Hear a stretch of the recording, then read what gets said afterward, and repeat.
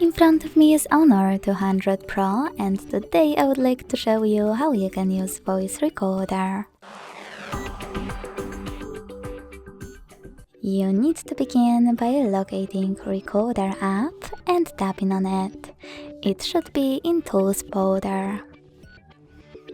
Now before recording, use those three dots at the top right corner, select recording quality and tap on the best option for you. Then click on this red button at the bottom to start recording. As you can see, recording is on. To pause it or unpause it, use this right button. To add a bookmark, click on the left one.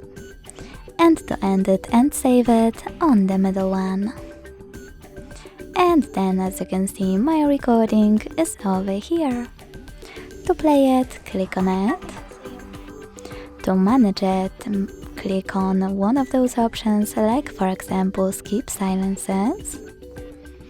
And to rename it, go back, hold it and click on rename option at the bottom. Then type in wherever you want to and choose OK.